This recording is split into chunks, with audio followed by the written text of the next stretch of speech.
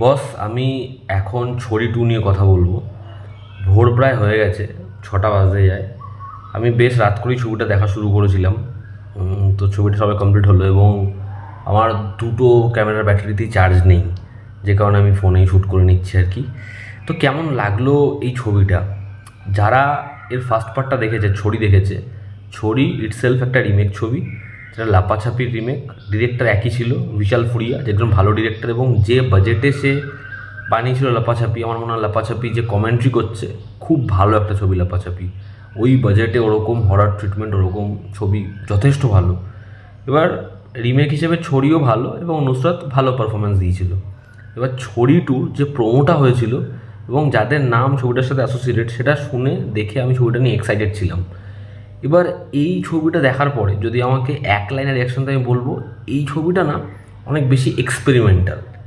ঠিক আছে, ছবিতে যে অ্যাপ্রোচটা তারা নিয়েছে সেটা প্রশংসনীয়, এবং ছবির মধ্যে কিছু এমন মেজর জিনিসপত্র আছে যেটা না ভালো দিকও যেমন আছে, খারাপ দিকও আছে। সেটাতে আমি আসছি ডিটেল আলোচনা করব। তবে আমি তোমাদের বলবো, এই ছবির এরকম একটা অ্যাপ্রোচের জন্য ছবিটা তোমাদের দেখা উচিত। ছবির গল্পটা আমি একটু করে বলছি। এটা দেখলে হয়তো মনে হবে না যে এই ছবিটা কন্টিনিউয়েশন কিনা, মনে হতে পারে এটা একটা স্পিরিচুয়াল সিকুয়েল, তবে না, এটা কিন্তু কন্টিনিউয়েশন। নুসরাতের যে ক্যারেক্টার, সেই চরিত্রটা ওখান থেকে আসার পরে ওর একটা মেয়ে হয়েছে, এবং এই মেয়েটার বাইরের যে, না, বাইরে বেরোতেও সমস্যা হয়, সূর্যের আলোতেও স্কিনে ইস্যু হয়। তো ও নিজের মেয়েকে খুব আগলে রাখে, এবং হঠাৎ করে ওদের জীবনে কি হয় যে একটা জায়গায় ওকে বন্দি হতে হচ্ছে। সোহা আলী খানের যে ক্যারেক্টার, যে একজন দাসী, সে কার দাসী এবং কে এই গল্পটা শোনাচ্ছে, এই গল্পটা কিসের ইঙ্গিত? এর থেকে বেশি জানতে হলে তোমাদের অ্যামাজন প্রাইমে গিয়ে ছবিটা দেখতে হবে। ছবির পজিটিভ দিক, নেগেটিভ দিক, আমার কাছে ছবির জন্য বেশ কিছু পজিটিভ দিক রয়েছে, আবার কিছু নেগেটিভ দিকও রয়েছে। ছবির প্রথম যেটা পজিটিভ দিক, সেটা হচ্ছে এই যে এরকম একটা অ্যাপ্রোচ তারা নিয়েছে, যে এক্সপেরিমেন্টাল ওয়েতে গল্পটাকে ব্যাখ্যা করেছে, বলেছে, সেটা বেশ বেশ ভালো। এর কিছু নেগেটিভ দিকও আছে, কোন লুকের সাথে সিমিলারিটি হয়ে যাচ্ছে, কীরকম জিনিসপত্র তারা বহু জায়গা থেকে তুলেছে, সেগুলোতে আমি আসছি। তবে এই যে একটা বাচ্চা মেয়ের বিবাহ দেওয়া, বহু জায়গায় এটা নিয়ে একটা বিশ্বাস, একটা রিচুয়াল, এটাকে যেভাবে ছবিতে ভেঙেছে, যে স্টেটমেন্টটাকে তারা মোটা দাগে ব্যাখ্যা করেনি, কোথাও বিশ্লেষণ করেনি, কিন্তু যেভাবে প্লটে এনেছে, সেটা ডেফিনেটলি খুব খুব অ্যাপ্রিসিয়েট করার মতো, যেটা আমার ভালো লেগেছে। এবং ছবিতে যেভাবে এই ছবির লুকটা ডিজাইন করা হয়েছে, এই টানেলটাকে যেরকমভাবে দেখিয়েছে, সেটা দেখলে অনেকে রাইজেসের কথা মনে করতে পারে, বাট তাও যেভাবে ওটাকে দেখিয়েছে না, ওই তিনখানা কুয়ো এক একটা জায়গায়, এক একটা দিক যেরকমভাবে আছে, এবং সেটা গল্পের সাথে যেরকমভাবে ব্লেন্ড হচ্ছে, ওই জায়গাটার আর্টের কাজ যেরকম, এদের প্রত্যেককে দেখতে যেরকম লাগছে, সেটা বেশ বেশ ভালো। এই ছবিতে পারফর্মাররা, নুসরাত ভরুচা এখানে আমার মনে হয় তার কেরিয়ারের one of the finest performance দিয়েছে। তার যে খুব ভালো পারফরমেন্স আমি দেখেছি এটা আমি বলতে পারবো না, কয়েকটা কাজ বাদে এখানে তার কাজ সত্যি ভীষণ ভীষণ ভালো। একইভাবে এখানে সোহা আলী খান, তার চরিত্রটা খুব ডার্ক, কম জায়গা ছিল, বাট সে ভালো পারফর্ম করেছে। বাচ্চা মেয়েটার কাজ ভীষণ ভালো। এখানে যে মুখিয়ার চরিত্র অভিনয় করেছে, মানে মুখিয়াই তো, যে মানে ওইটা না, যে হচ্ছে সে কথা টথা বলে, তাকে ভালো লাগে। আর যারা ছিল সাপোর্টিং ক্যারেক্টারে, খুব ছোটো ছোটো জায়গায় ডিসেন্ট কাজ করেছে। ছবির মেকআপের কাজ, প্রস্থেটিক্সের কাজ ডিসেন্ট হয়েছে। ছবির ব্যাকগ্রাউন্ড স্কোর সেটা ঠিকঠাক। এই ছবির যে হরার ট্রিটমেন্ট, সেটা ভীষণ আছে, বা খুব আছে বলবো না, সেটা খুব মিনিমাল।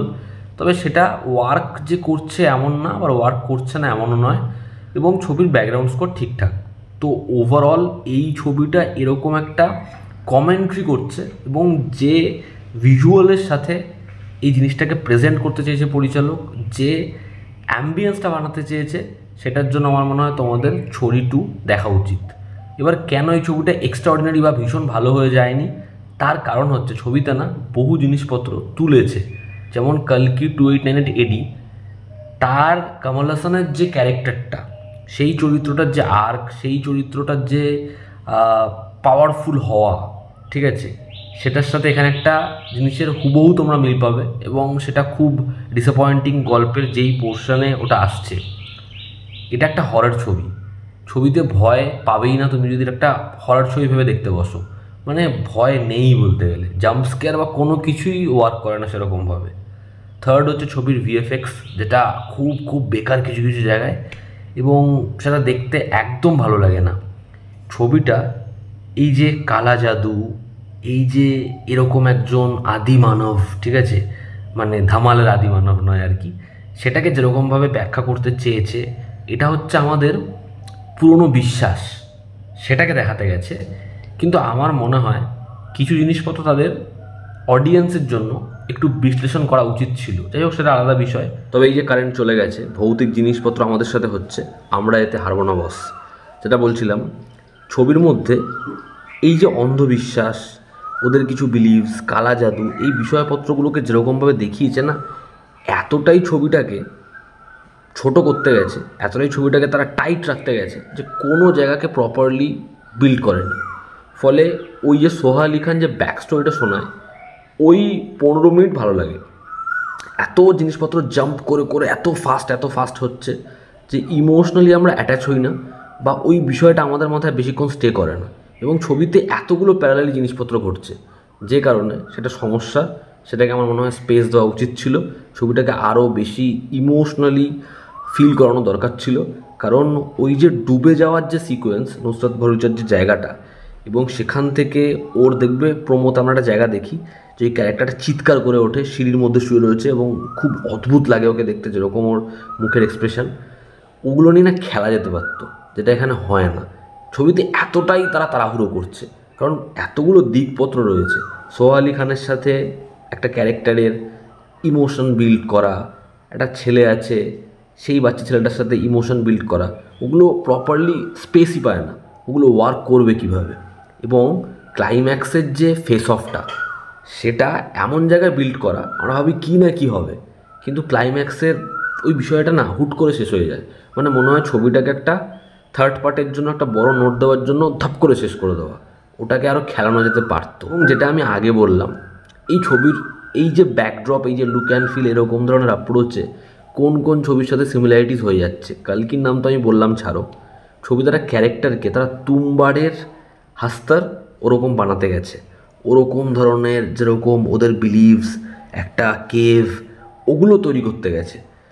এবার তুমবার বারবার হয় না, আমি বলছি না ওরকম অ্যাপ্রোচ করাটাই ভুল, কিন্তু যদি সম্পূর্ণ লাইটিং, ক্যারেক্টারের ওরকম ধরনের বিহেভিয়ার, ওরকম ধরনের আর্টের কাজ করা হয়, তাহলে জিনিসটা না দেখলে কম্প্যারিজনটা উঠে আসবেই, যেটা এই কাজের ক্ষেত্রে হয়। ওভারঅল ছড়ি 2 এটা একটা খুব বড় অ্যাটেম্প্ট ছিল, এটা একটা ডিসেন্ট ভালোই কাজ হয়েছে এর স্টেটমেন্টের জন্য, এবং কিছু কিছু হাই হাই পয়েন্টের জন্য, ভালো পারফরমেন্সের জন্য। আর বললাম আমি, ছবিটা যে জিনিসটা বলতে চাইছে সেটাকে মোটা দাগে না বলে এরকম একটা আন্ডারটোনে, একটা হরর স্টেটমেন্টে বলতে চেয়েছে, যে কারণে ভালো। খারাপ হচ্ছে বললামই আমি, ছবিটার মধ্যে হরর এলিমেন্টস নেই, ছবিটা খুব ফাস্ট মুভ করে, ছবিতে ভিএফএক্সের কাজ ভালো না, ছবিতে স্পেস দেয়নি, ইমোশনাল জিনিসপত্র আমরা ফিল করতে পারি না। ওভারঅল তোমরা একবার দেখতে পারো। এই ছিল আমার ওপিনিয়ন ছড়ি 2 নিয়ে। এবার আমি ঘুমাবো, কারণ আজকে অনেকগুলো ছবি রয়েছে। আবার দেখা হচ্ছে বস, টেক কেয়ার।